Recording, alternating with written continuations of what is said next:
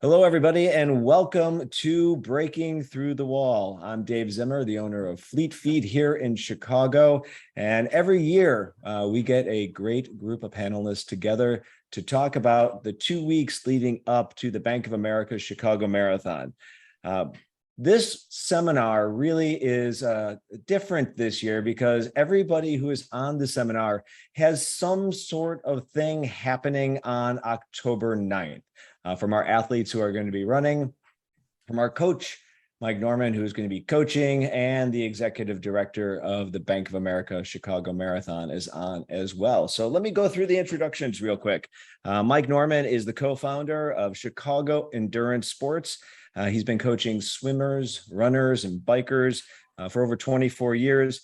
He's a Boston Marathon qualified athlete himself. He's an Ironman finisher, and he's coached over 12,000 people, getting closer to 15, maybe 20,000 people to get across the finish line of the Chicago Marathon.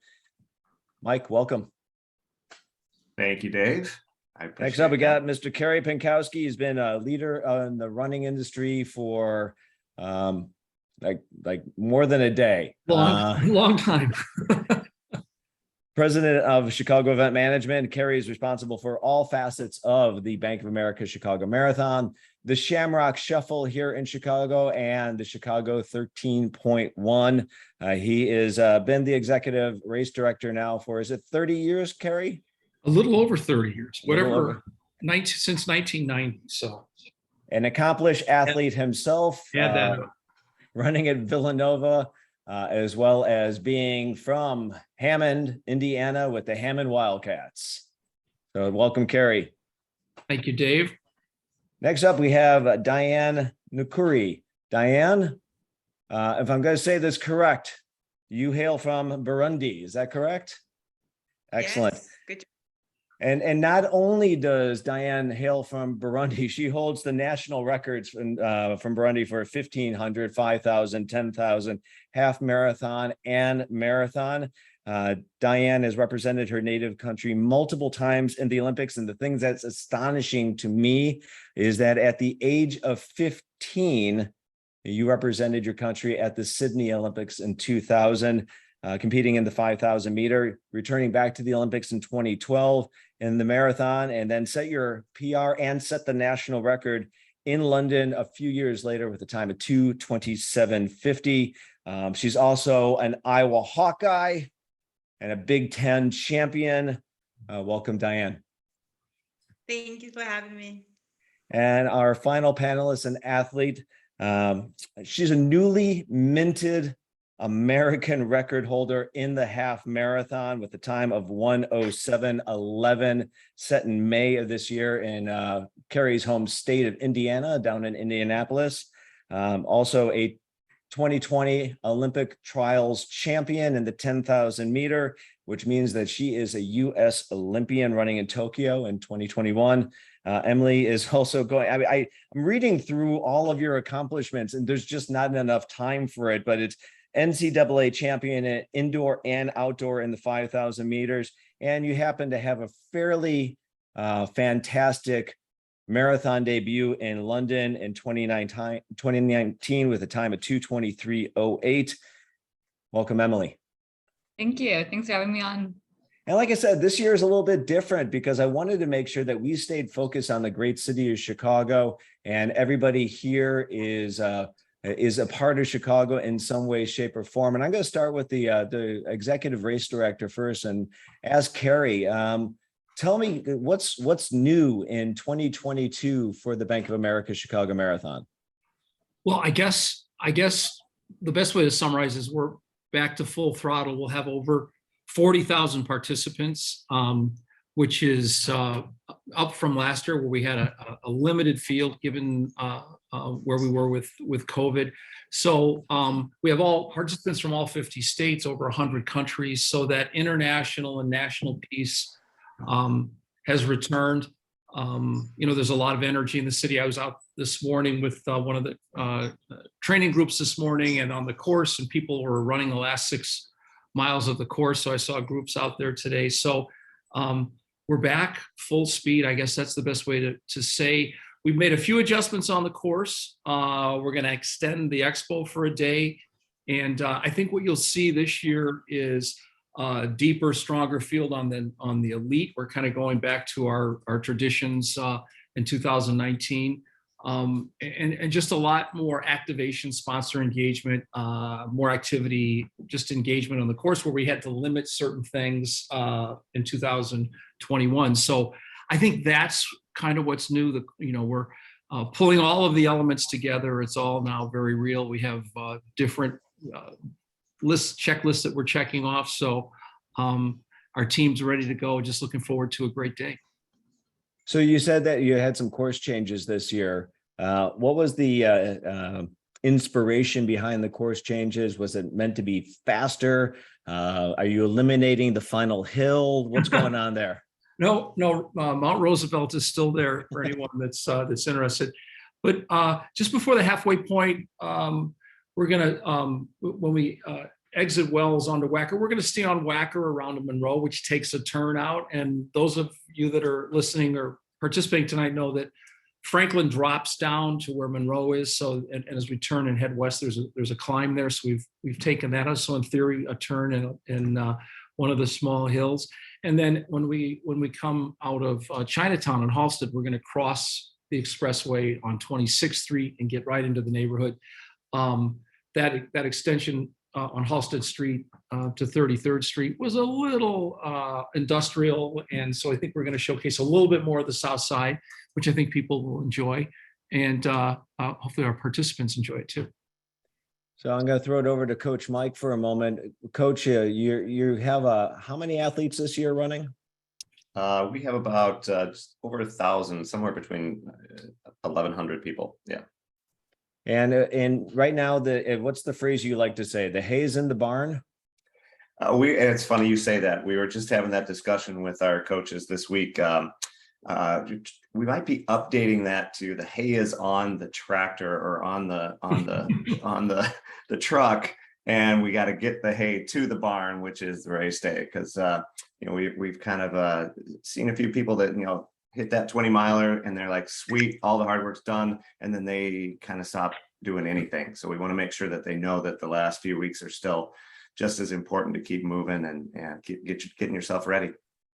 I'm gonna throw this to Diane and to Emily. I mean, like you're done now, right? Like you could just chill out and all's good. I start with Diane. What's this training cycle been like for you? Let's go back just a couple of months.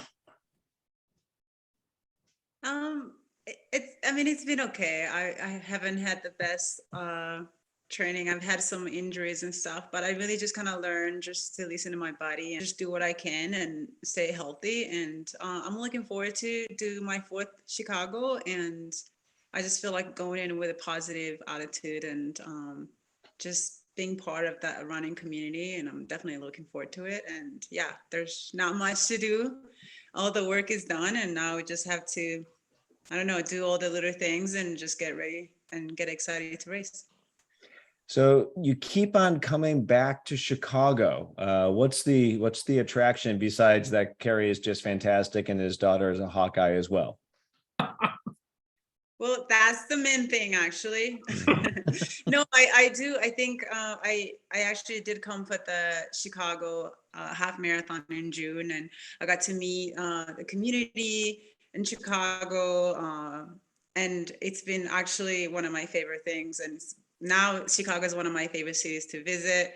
And I just met so many great people who some been running for a long time, and then a lot of them just start running, and I just see how positive and excited they are about just this running journey, where something I've been doing for 20 some years. And sometimes I feel like I do tend to take it, for granted. I think we all do it to some extent, but it's just been really exciting to meet these people and connect with them through social media and keep in touch and encourage each other. Even for me, being a professional runner, some days are really hard, especially if I have something that is bothering me. I feel like we do help each other, and they send me really nice messages, and I see how much they're training and they have full-time jobs, they have family, and to me it's really inspiring. And sometimes that's all you need, is just to see other people doing their best, and that's all we can do. So Emily, I'll throw this to you and tell me what this year has been like for you. I know you've been chasing this American record for a bit now, and here it is. This year in May in Indianapolis, you set the American record in the half marathon. How has it been since that time? This year has actually been like a lot of ups and downs. But I don't know, we've just been like riding the waves. I feel like we're not getting too down with all the setbacks. We're just kind of like, oh, another one. We'll just figure our way out from this one.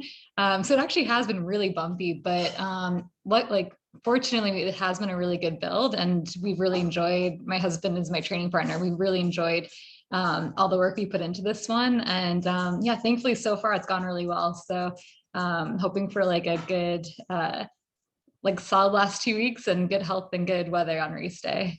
Well, we're going to talk about a lot about the last 2 weeks, but I also know your training partner was Molly Hull for quite a bit of time, and Molly had a fairly big year as well, did she not, having a child? Yeah.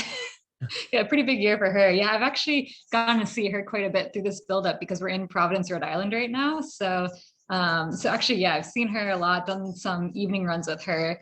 I ran with her yesterday actually, and gotten to see her daughter, and they're doing really well. So yeah, it's been cool being back in Rhode Island, and Molly, yeah, Molly's been like a training partner, but also a mentor. So it has been really nice being around her and getting to pick her brain on things still. And it must be good running weather in Rhode Island at this time of the year. Finally, yeah, it's been really humid. So I think it's only happened for the last like 5 or 6 days, something like that. But it's starting to get very nice. And Carrie, I know that one of the things that we can accomplish in Chicago is basically anything. If we need to get potholes filled, if we need to get stop signs put up. But what about the weather? I mean, I know that you hate to talk about the weather. It's the only thing you can't control, correct?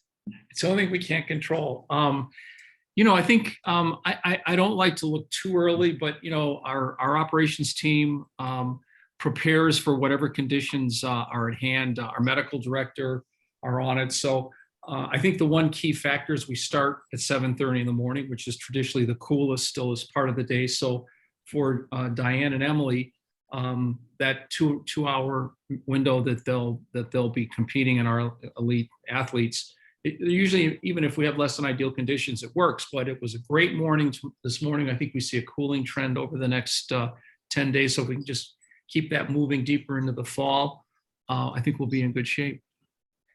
It's always a pleasure to be out there at our aid station on Wells Street, just off of North Avenue. We've been doing that for a number of years, and whether it be slightly drizzly or a little warm, there's thousands and thousands of people that come out and support the Chicago Marathon. How many volunteers do you have this year? Oh, wow.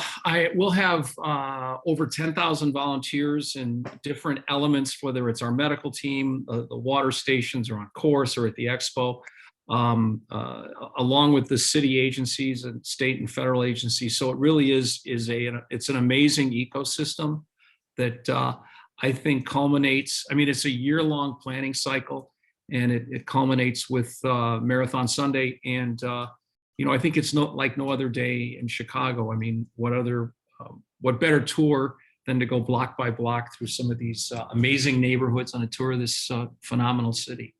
And if people still want to register to volunteer for the Chicago Marathon in many different capacities, whether it be on course at the expo, you can still do that. Just go to chicagomarathon.com, go to the section on volunteering, and they'll be more than happy to have you come in and help these amazing athletes across the finish line. Coach Mike, what are you telling folks about the weather at this point? To not look at it. Yes.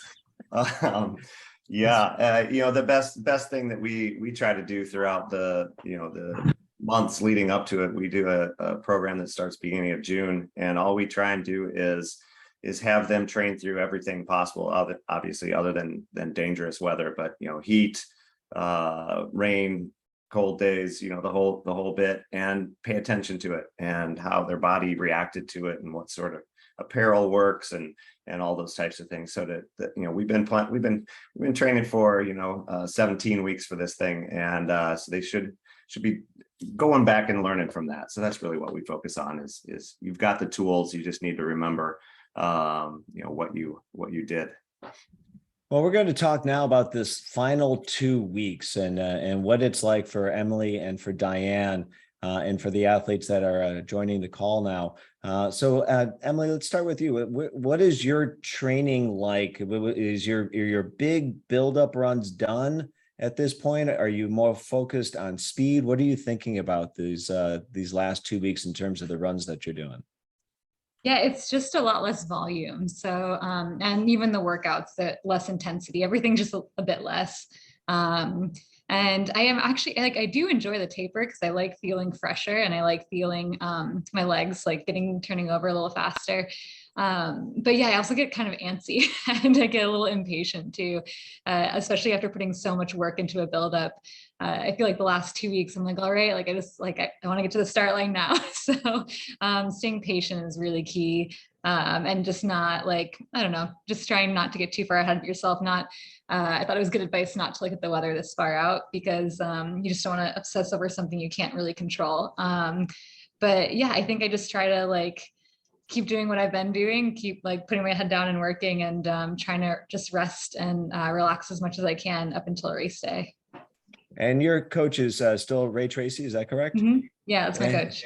Excellent. And Coach Tracy, is he, what type of volume do you wind up getting up to? And give us an idea of what either your favorite or least favorite tempo or speed workout is like. So I think my mileage for this buildup was between 110 and 115 miles a week. And then we did keep in some pretty good workouts as well. And I think I actually like most of my workouts. I just find every once in a while throughout a buildup, I'll just have one day I feel really flat and heavy. So I can't lift my legs. I just kind of stuck to the ground is how I describe it. And that's typically just common from training really hard. And so those are the days I probably like working out the least because it doesn't come as easily. But I think it's still really good to know there's value to pushing your body on those days, especially in the middle of high mileage, because that's what the marathon's like. You're gonna have some miles that feel tough and you don't feel as bouncy and quite as it doesn't come quite as easily, and then there'll be miles that you feel you're coming out of those. So yeah, probably workout days where I'm just kind of feeling a little flat are my least favorite, but I like all the workouts that we do when we marathon train. So yeah, I don't know if that makes sense. Diane, you said you had a little bit rougher training cycle this last go round. How do you stay mentally on your game and sharp when things aren't going exactly your way? And how do you battle through those as you're going through a buildup for an event?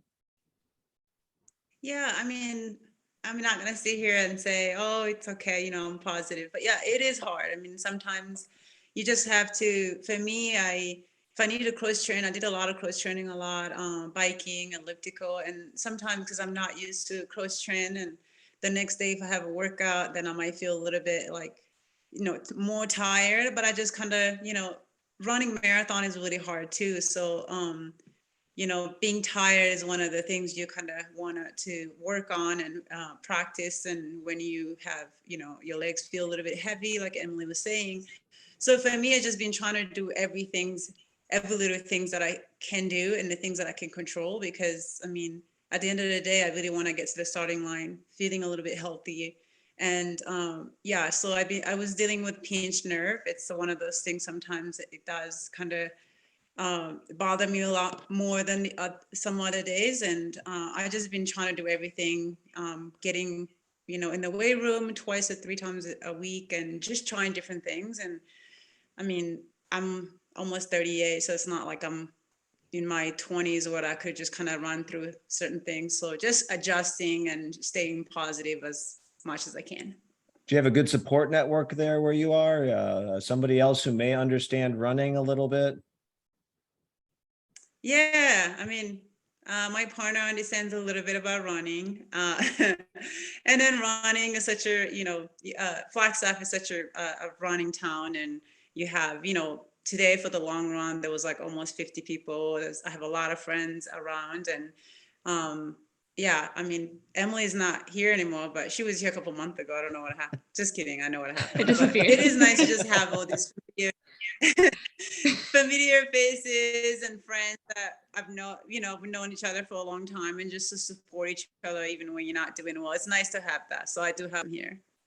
Abdi is a multi-time Olympian, has to be a great person to have around, and inspirational, I'm sure, as well. And speaking of inspiration, I know the world has to be inspired today by Eliud Kipchoge and what he did in Berlin this morning with a 2:01:09, setting a new world record. And if I get this name right, Tizget Assefa, I believe her name was. I'm sure that's what her name is.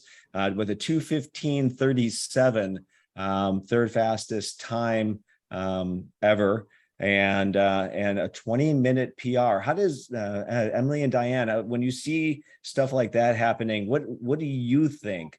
What goes through your mind? So I'll start with Emily. Did you stay up and watch the race, Dan, or no? No. I need to get my rest. Like I said, I'm almost 40. Okay, I'm just kidding. I slept through. It was like Did 3 you? a.m. here. No, it was 3 a.m. here, but I looked up the results right when I woke up. Yeah, no, it's cool to see everyone running so fast. I'm definitely like really excited. I'm hoping we have good weather in Chicago. They had great weather in Berlin, so you can't really ask for much more than that. But even if we don't have perfect weather, I think like there's still something really motivating about running a marathon despite the conditions, and being able to accomplish like a big goal like that. So yeah, I don't know, it was inspiring watching so many women running so fast and so many men as well. And I'm hoping we have good weather like that. Diane, what do you think of the race? Yeah, when I woke up this morning, I said 2:01 and 2:15, it was like, first, kind of like the reaction is like, wow, mind blowing. I mean, congratulations to them. That's really 20-minute PR. I've never had that, so I can't really speak on that. And that's really amazing. But yeah, I mean, like Emily said, like everybody comes in the marathon with, some have a perfect build up, some maybe wasn't perfect, but sometimes it just really depends on that day. And I think you just have to get the best out of yourself. And it's kind of hard. You can't really look at other people, what they're doing. It is inspiring, and you know that it's possible for you to do, maybe not run 20-minute PR. And some people there might be people coming in with 4-hour marathon that can run really fast. But I don't think everybody should expect, or a lot of people should expect to PR for 20 minutes, but it is possible, and it gives us hope.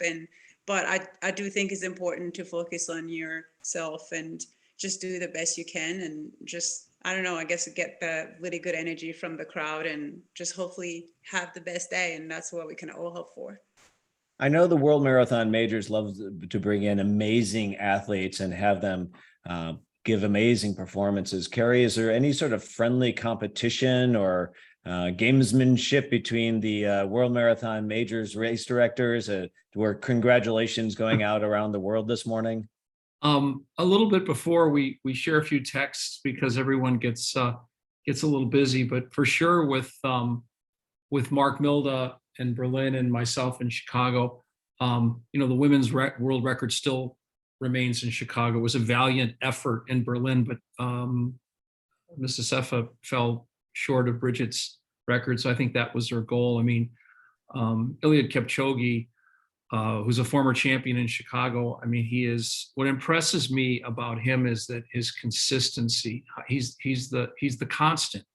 And in reflecting back, when he came to Chicago in 2014, he was kind of on the front end of his marathon career. So, and we thought we would see him set the course record, which he didn't. So probably when he looks back, he was, even though he won in Chicago, it wasn't a course record, which is what we set off on. So since then, he's been absolutely amazing.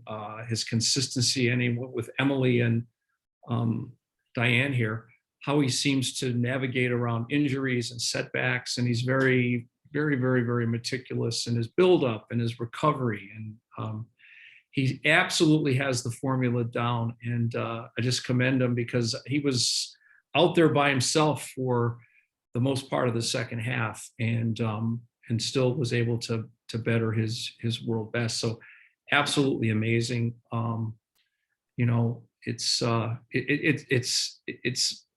inevitable when you watch him run, but it's still intriguing, you know, that he can, as Emily and Diane were talking about, the little setbacks, the little challenges that he seems to have eliminated over the past 10 years. And he smiles all the time.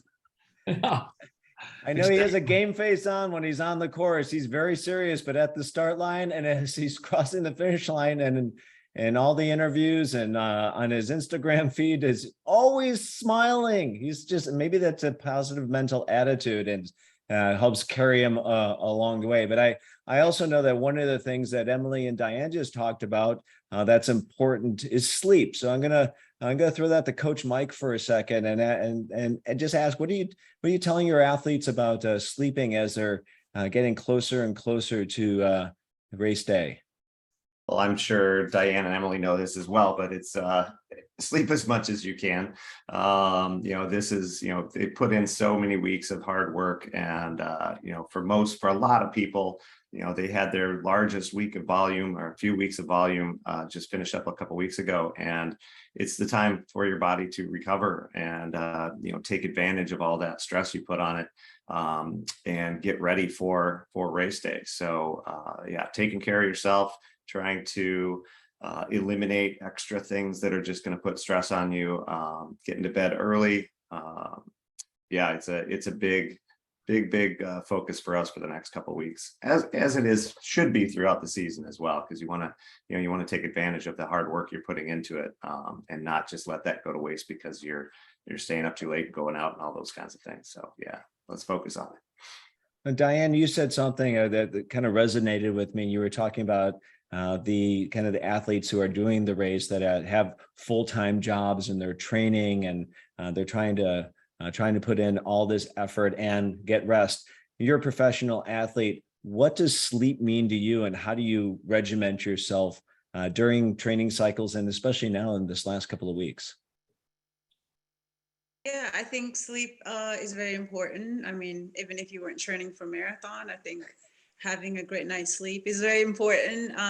Yeah, just for me, I think I'm in bed by 8:30. I know not everybody, I mean, if you have kids and you have to put your kids to sleep and all that, and it's not everybody who can, afford to do that. But for me, and I do think there are some people that might not even have kids, and they'll if you stay up at midnight or 1 a.m., I just feel like it's really hard to get, even if you slept until 10, I think by 11 at midnight, you're so tired. You're probably like, your brain just can't stop working. So for me, it's just going to bed early, or if you can't take a nap or go to bed early, trying to just do things that relaxes you. You can always meditate. You can always just like close your eyes for 5-10 minutes. That's just part of the rest. And you could do yoga, you can do jacuzzi. There's a lot of things you can do to actually, I feel like, to get your body just more like relaxed, and your mind, and just avoid all these like, I don't know, maybe drama, work drama, personal drama, home, family drama. So I think it's just kind of staying away from all the negativity, and just kind of focus on what you've been last 17 weeks. And yeah, it's good for your soul too. So it's good. So I'm going to throw the question to you, Emily. I'm going to be a little bit more pointed with it. As you get closer to a race, whether it be a marathon or U.S. championships, how are you kind of regimenting your sleep, and does it come easy for you? Is it something you don't even have to think about? I thought Diane actually did a really good job. I think for the most part, yeah, I'm a pretty good sleeper, but every once in a while I'll have like nerves or something. Back when I was in college, actually, I struggled with sleeping before big races. I just get really nervous. But I think the more races I do, I kind of just like have learned to like manage that nervous energy a little bit better and direct it. And yeah, I don't know. I think I remind myself too, like if you ever have trouble like with like nerves, like pre-race or like the weeks leading into it, that it's just like natural and normal, and that all that pent up energy is going to actually help you on race day. So, and yeah, and also I kind of often remind myself, like, I know I put a lot of work into this and I really want it to go well, but at the end of the day, it is just a race. So not to build it up in my head is more than that. And that I remind myself that I've like done what I can best to prepare for this race. And yeah, so that's how I handle that if I ever am having trouble sleeping or am feeling the nerves pre-race. But I can't remember if there's another part of that question. No, just talking a little bit more about your sleep, and I think you and Diane nailed it. Now I really want to concentrate as we get closer and closer to the marathon. I want to talk about nutrition, and what are you using to nourish yourself? Let's call it just a few days out from the marathon. Are we going traditional, diving into a bowl of pasta? Are we vegetarian, or how do you navigate your own nutrition as you're getting closer? I'll start with you, Emily. Yeah, so as I get closer, I try, I actually don't remember, it's been like 2.5 years since I have done a marathon, but I do try to do the carbo loading, but I do it in a way that I don't just try to like stuff a bunch of like pasta and bread into my mouth any chance I get. I try to just, like if I'm sitting down to have a meal, like I just try to have a little less protein and a little less vegetables and just put carbs there instead, if that makes sense. I'd eat what I normally eat, but I just put more of the carb. And I try to be really good about hydrating as well. That's really important. I feel like sometimes that can like be easily forgotten, and it's something you need to be doing the days ahead of time and not just the night before or morning of. So yeah, so I try to hydrate really well. I try to make sure I'm eating enough, sleeping well. And I also try to avoid any food that I think could be like a little iffy or I don't know, like don't want to risk getting like a funny piece of, I don't know, like fish or chicken or something so close to a race. Food poisoning is like one of my big worries heading into a race, but yeah, no, I try to keep it pretty simple and not try anything new. I feel like that's pretty standard. And yeah, that's typically how I approach it. So you mentioned that you did one marathon, great performance, 2019. Diane, New York City Marathon, Boston Marathon, won the Montreal Marathon, Los Angeles Marathon, Chicago Marathon. You've run a lot of marathons. You have a wealth of knowledge. Tell us about those final few days, what you're eating, how are you fueling yourself as you're getting closer and closer to that Saturday night, even in the Sunday morning. Yeah, I keep my diet pretty much like the same. We make a lot, we make food, we make dinner, we cook all the time since we're both getting ready for marathons. So that's a lot easier. So we eat a pretty good balanced diet.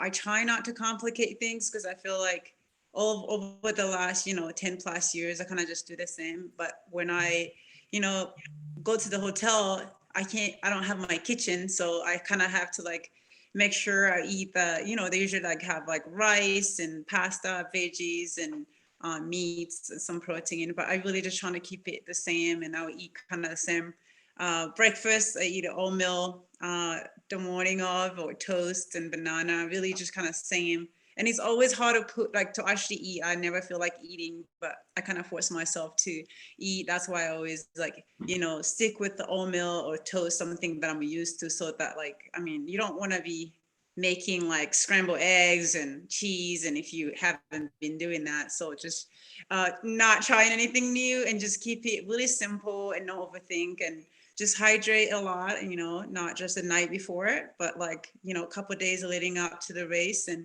just make sure you don't want to overdo anything or try anything new. Just kind of stick to the basics and what you do at home. And I think if you had a long run like a few weeks ago and the night before, what you did worked and the morning of, why not do the same for the marathon?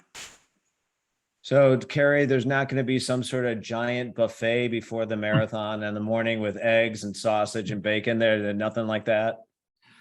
Well, in the case of Diane and Emily, we do have a pre-event meal. I think I have to talk to Tracy Wilson. I think it starts at 3:30 in the morning. So, and it's pretty much the choice of the athlete. They may have some special requests that we try to meet. So, from my perspective, and being around athletes and participants for at all levels is, stay in your routine. I'm sure Coach will agree that you don't want to change anything the last few weeks. I mean, you've been on this journey of training and routine, and you don't want to change that too much. I think the key is, stay with what got you there and go with it. Yeah, Coach, I'm going to throw it over to you. Do you agree with Carrie, or should you not be having some sort of like huevos rancheros the morning of the event if that's something that you do? Well, you can always try it once, but no, I'm kidding. Yeah, I would 100% agree with that. As much as I love Carrie's Expo as well, that's one of those dangerous things for people who haven't been to one before, and all the shiny objects and cool new products that are there. We gotta be real careful with our athletes that they are sticking to what they know their body works with. That's the thing. Again, we stress that that race day is a culmination of all the time you put into it and all the things you've learned, and it's not the day to change things up and try some new thing that you haven't tested out before. So we have a couple questions coming in from people who say they're vegetarians. Do you guys have any point of view on that? I think, Diane, you were talking about toast and bananas and oat milk. I think all those things are really nutritious and fueling. Do you have any point of view for our vegetarians in the audience? Yeah, I mean, I don't eat meat the morning of, so I'm a vegetarian that morning. I think, yeah, so I mean, the oatmeal toast, and some people, I've seen some of my friends like eat eggs. If eggs really sit really well in your stomach, that's great. For me personally, I don't actually digest eggs for even 5-6 hours. So I'm not even at home. If I'm about to go do an easy run, I don't eat eggs before my run. It's always after my run. So I think just what you normally do at home, and then if it upsets your stomach, don't do it. I mean, I've gone to second runs where I regret it. I don't know why I ate that during the day since the second run. So I do think, yeah, there's a lot of choices. Most of us are going to be vegetarian. I'm not going to be eating bacon or sausage in the morning. So yeah. Excellent. I know as we approach the marathon, a lot of our folks, especially the first timers, have a lot of mental pressure on them to be able to make sure that they're feeling positive on the day of. And I just have to call out here, Dina Castor getting her 6th medal today in Berlin. So she's now has that 6-star medal. And you talk about positive attitudes. I would have to say Dina Castor ranks way up there in terms of positivity. How do you keep yourself in a good mental space as you're going through that, call it that Friday, Saturday, and even on Sunday morning as you're approaching the race? And then the second part of that question would be, how do you deal with adversity when you are in the middle of a race? If something's not going your way, how do you deal with that? Emily, I'll start with you. Do you want me to start with race day first, or leading into? Why don't we start with leading into, and then we'll jump into race day.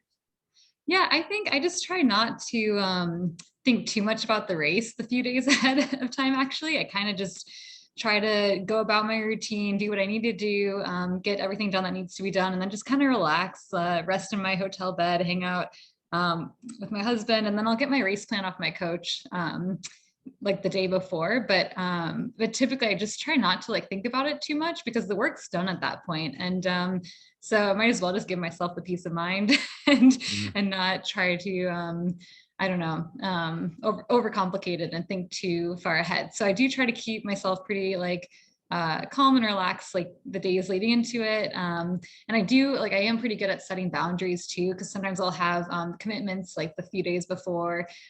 So I do try to make sure I'm building in time for myself to rest. And I just try to avoid anything too stressful or that's just can wait till after the race, and to take anything off my plate that doesn't need to be there. And then during the race, I definitely definitely had things go wrong during a race before. And so typically what I do is I try to focus on what's going well instead of focusing on what's not going well. I'm a big like believer in positive self-talk. So for me, like I'll just like kind of fixate or focus on whatever like positive thing, and it has to be genuine. It can't just be like you feel good if you don't feel good. Like it needs to be something like well, you feel strong, or like I don't know, like sometimes I'll say to myself like this is probably just a rough patch, so just like focus on getting to the next bottle station. And I'll focus on, I'm trying to think what it is in the moment. It has to be something that I believe is genuinely going well, like, oh, like you feel smooth, or you feel or something like that. I don't even know. I'm just trying to think of what I've used in the past. I try to find something that's going well and focus on that even through the rough patches, because in the past I have gone through rough patches, or I've gone through parts of races where I'm like, oh, I do not feel good. I don't know if I'm going to finish this race, and then I'm able to come out of it. And it's just really kind of keeping yourself like calm and collected during those moments, because you don't want to get too worked up or even think too far ahead. I remember before my first marathon, I actually like fell off a curb and like banged my knee pretty bad. And I remember feeling it the first like half marathon of that race. And I was like, but your breathing feels good. Like everything else feels good. Just focus on that. And when we got to 13 miles, like I suddenly felt like a lot better, and my like form felt like it smoothed out. But I think if I like started focusing in mile 2 when I felt like I was running kind of funny, and like thinking too far ahead, like, oh, like, how am I going to get through this race? How am I going to feel at mile 24 when I'm at mile 2? Like, just don't think too far ahead. Bring yourself back to like the present moment, bring yourself back to the mile you're in, and find something positive to tell yourself in that moment and focus on that. And most of the time it works. So, but yeah, that's my advice. And when you set the American record earlier this year, any dark patches, or was it all did. smooth? Yeah. Yeah, that was right after COVID. There was a lot of dark patches. But yeah, I don't actually remember what those were. But yeah, I needed a lot of positive self-talk that day. I think one thing I said was like, once you get to this mile, the wind's at your back the whole way. And like, it's all like flat from here, just like things like that. I was like latching on anything I could find, because that was a hard race. So Diane, I'll throw it to you. In the middle of a race, if something's not going well, how do you pull yourself forward?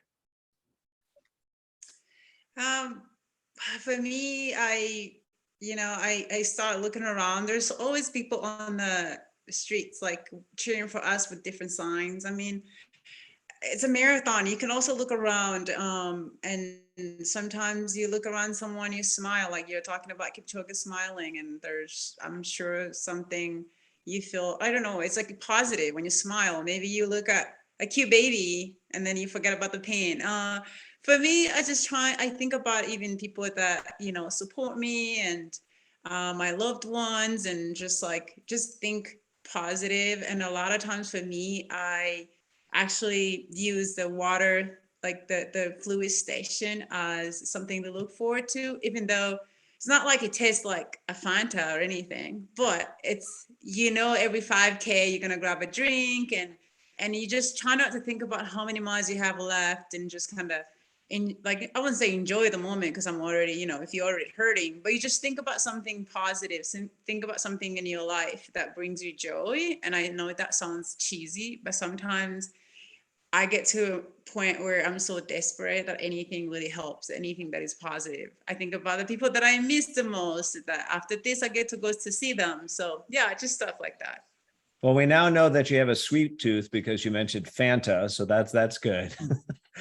Coach Mike, you give all your athletes something on race morning to kind of keep them in the moment. What is that, and what do you call it, and how does it work? Oh, you have one. I just happen to have one right here. Actually, I had one in my pocket all day today.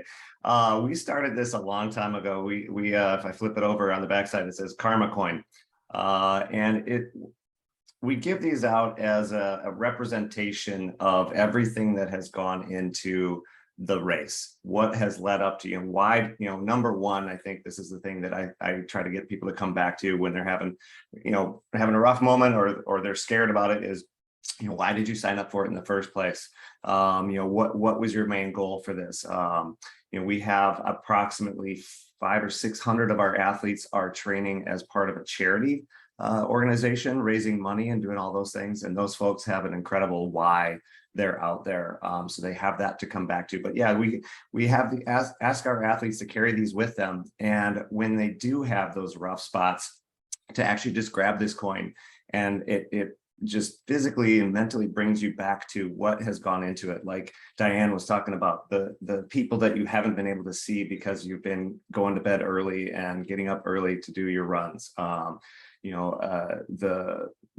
Maybe your husband who went out on the trail with you on that one day and carried water for you so that you could do your run. All those things, the teammates that have been training with you and pushing you through those rough days and carrying you through.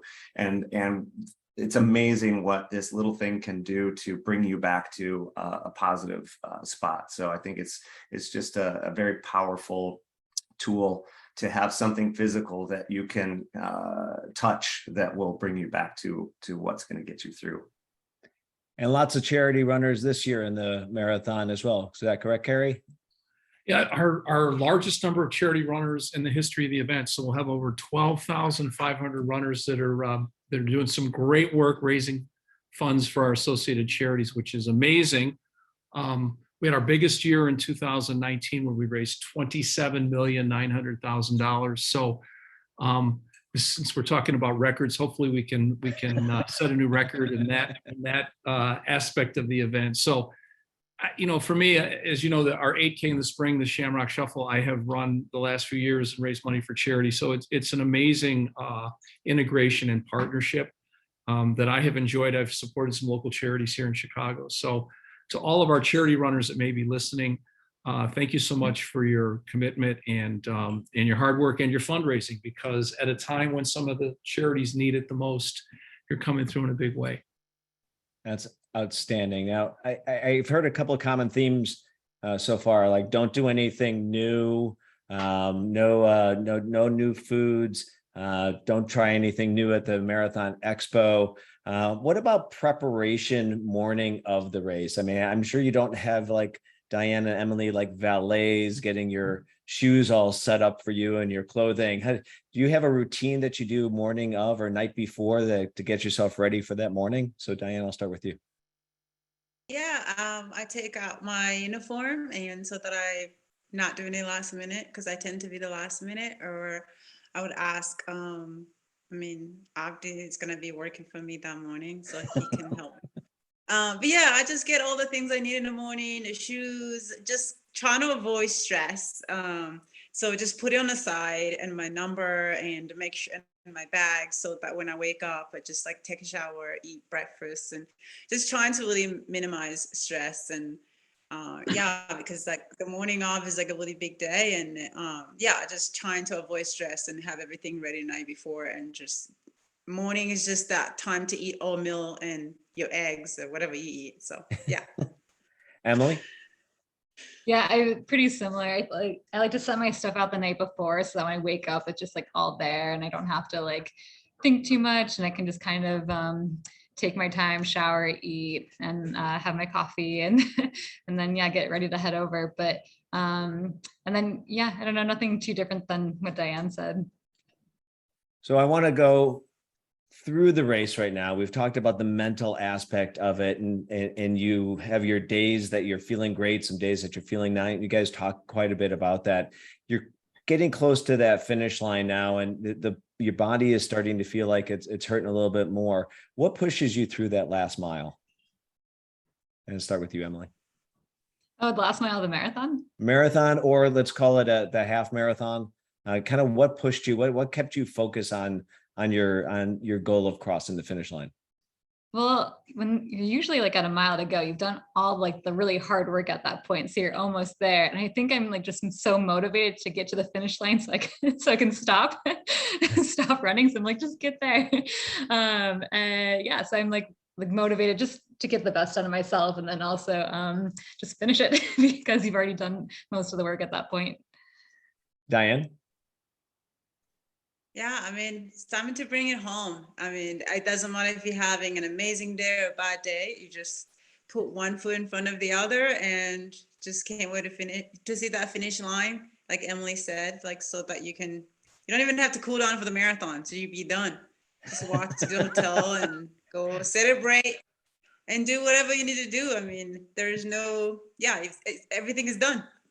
So we do left, right, repeat just over and over again for that last mile, cross the finish line, get a hug from Carrie, and then it's celebration time. So let's talk about that, because so many people on this call and who are going to run the Chicago Marathon have been putting in weeks and weeks and weeks of effort. Emily, you were talking about running somewhere between 110 and 115 miles per week. The speed work that you're doing, you put in all this work. It's done now. So I'll start with you, Diane. How do you celebrate, and what is your post-run care for yourself? How do you recover? Well, first got to drink some water, fluids. I don't go straight to celebration. More celebrating like I'm done, but normally get them myself and go back to the hotel, shower, or take a bath, whatever, just to recover and get some food in as much as I can. And just hydrate and go get some food. Maybe get a cold beer, and I go big. So I don't want people to be like sending me text messages saying that they want to party with me, but I enjoy myself and hang out with friends. So yeah. Okay, and I told you I was going to ask this question. I see if we have an answer. Do you have a favorite Chicago pizza? Me? Yeah, you. I do. I always get like a deep dish, but I don't have any particular like place I go to. But I definitely always get pizza when I'm in Chicago. Well, watch out on the chat. You're going to get some very personal opinions now from people, I'm sure. Emily, what is your post run, whether it's half marathon, big build up? How do you celebrate? How do you take care of yourself afterwards? Directly afterwards, or like in the weeks following? I'll let you start directly afterwards, and then tell us your journey. Yeah, I mean, afterwards, I probably am hydrating and just want to get some food into me. Typically after a marathon, I feel like I crave like a burger and fries, like really salty food. And then, usually I'm really lucky wherever I race, I normally have friends or family there. So I love getting to meet up with them after and go out for like dinner and a drink or something. But in the weeks following, I typically like, right now we planned a vacation for after Chicago. I do like planning some downtime and a vacation if we can make it work, because it's not even just necessarily a break from the physical work. It's also just like I've been like focusing for so long on like one goal. So it's more like a break mentally, and just kind of getting to like, I feel like my nervous system's like at a high, and I kind of need to just bring it back down and take some time to relax and do something. Me and my husband are planning to go to Portugal after Chicago. So I think we're doing that, but I lost my passport, so I need to figure that one out. But we'll do something, maybe Hawaii now instead. But I do like the idea of planning downtime. Do you ever think beyond the race that you're going to do? Do you have like a plan that like, okay, I'm going to do Chicago and then blank is next? No, I don't. I mean, in my head, I know like I'm going to be doing a lot of races after the one I'm doing, but typically I'm always focused on the one right in front of me, whether it's a marathon, half marathon, 10K on the track. I'm kind of just like putting all my like eggs in that basket and focusing on that. And then when it's over, then typically I'm like setting sights and like goals on future races. And Diane, same question for you. Do you focus on what's in front of you, or are you a planner beyond? Oh no, I definitely focus on what's in front of me. I don't even like when people ask me what's next. What's next? I haven't even done what I'm but normally it's like, for me it's like if Abdi's not doing a marathon, that means he has a marathon in 2-3 weeks. So it's just more like supporting him and just get him through the marathon and just take a break and enjoy family and friends and just reset. Well, it's the fastest couple around right now, you and Abdi. So I mean, it was Sarah and Ryan for a while, but then Ryan got giant. So, now he's just doing a great job coaching. So it is pretty amazing to see the running couples that are out there. Coach Mike, I have a question for you. What are some of the advice that you give to your athletes on how to be able to do self-care and get their bodies back into shape for whatever is going to be next? Yeah, I love both of the Diane's and Emily's answers. I especially love the taking that mental break and planning for that, because it is for so many people, especially if it's your first one, for so many people that has been such an all-consuming time getting ready for the marathon. So I think giving themselves a chance to recover from that, whether that's going to getting some massage, again, eating properly, realizing that they're not training 100 miles a week anymore. I mean, none of our guys do that. We're not quite like you, Emily, but so realizing you're not in heavy training, so you don't need to eat like that too. So that's a big change for a lot of people, is changing their eating habits back to real life. But we do also plan some things for our folks to continue going and keep that activity and the community together. That's the biggest part that I think we have, is the community of people that we bring together with our coaches and pacers and all the athletes. And so we always have another thing ready to go, so that they can kind of have something else to look forward to, because there is that post-marathon blues that some people really get into, because they've had that driving goal in front of them, and then all of a sudden, wow, I can't believe that's over. Now what do I do? So there's a lot that goes into it, physical, mental. I 100% agree. And some people are asking, do you use compression boots or massage? Diane and Emily, do you ever do things like that to try and get your body recovered from the hard effort? Start with you, Emily. Massage, definitely. I have a massage tomorrow. Thanks for the reminder. So I definitely try to get a massage once every, I think 10 days for me. But I mean, I am training at a pretty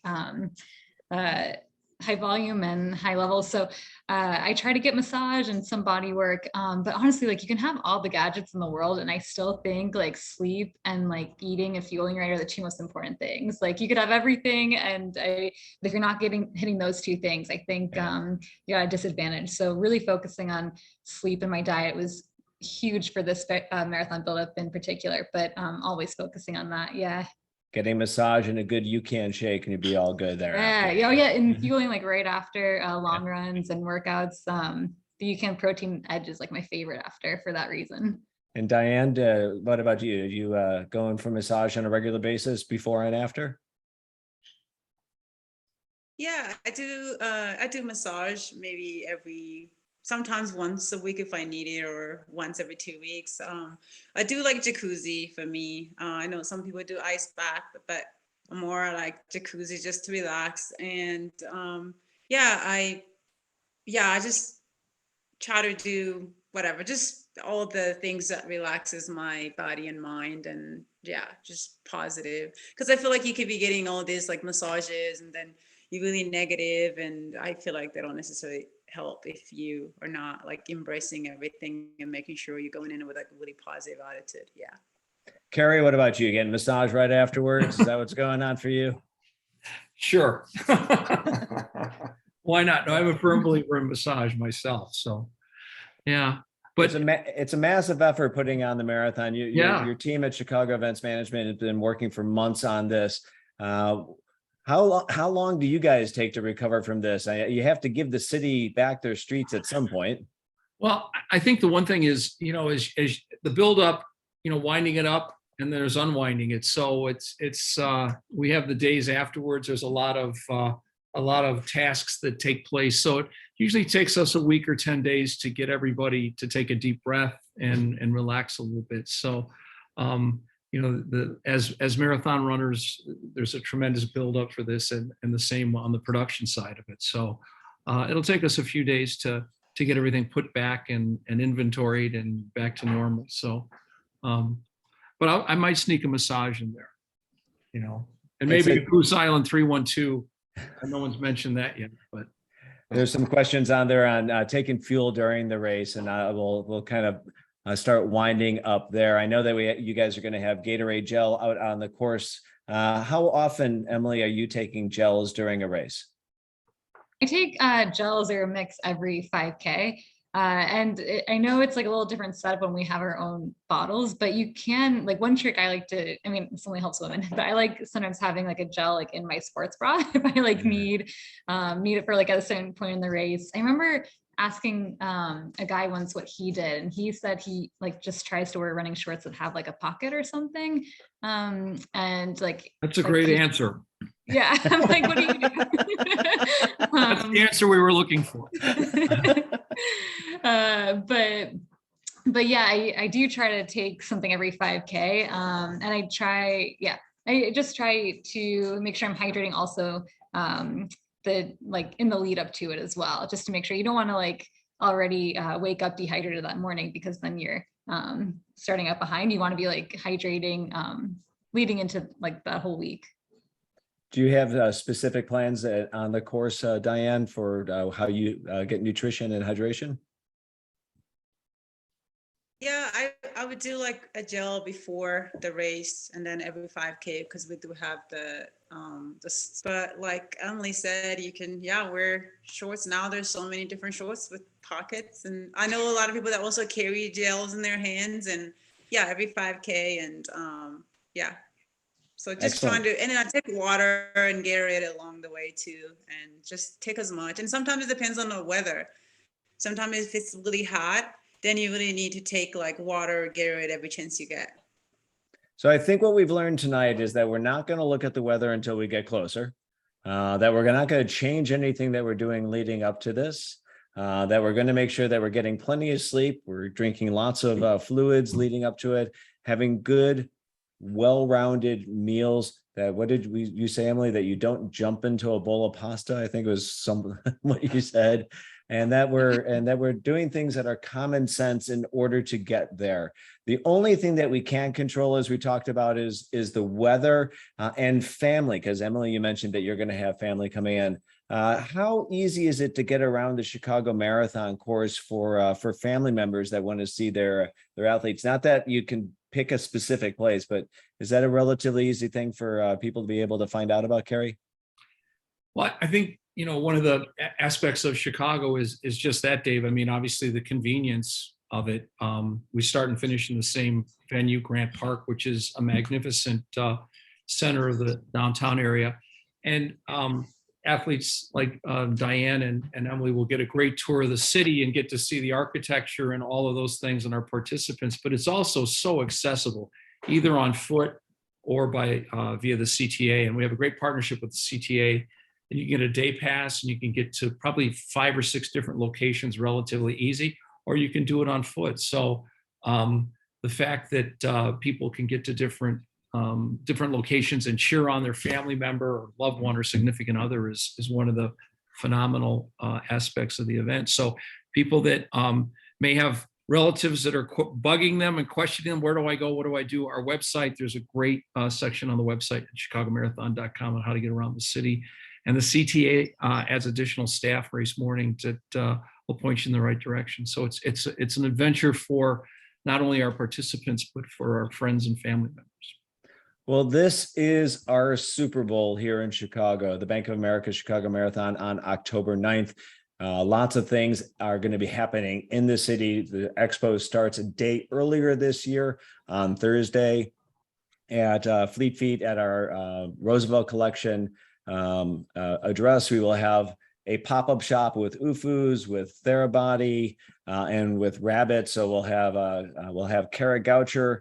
It's going to be in on Thursday. We have Allison Desir doing a panel discussion on Friday. It's going to be a very exciting time, and we're going to do something that we do at the Race Day Resort with Chicago Endurance Sports. What do we do there, Mike? That's very special after the race.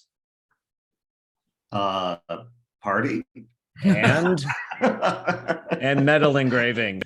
Metal engraving. Yes. That's right. We're going to be having metal engraving on what we call Recovery Monday. We're going to have some great UCAN drinks. It's going to be we're going to have Emily there on Sunday as well. So we have all sorts of amazing things happening. Like I said, this is the Super Bowl of running here in Chicago. Carrie, thank you so much for being here tonight. Coach Mike, we appreciate it. Diane and Emily have fantastic races. Your advice has been absolutely invaluable to all the folks that are on, and we'll be putting this out into the world of YouTube and podcasts in the next few days. Thank you so much for being with us on Breaking Through the Wall tonight. Enjoy. Thanks, Dave. Thank you. See you guys.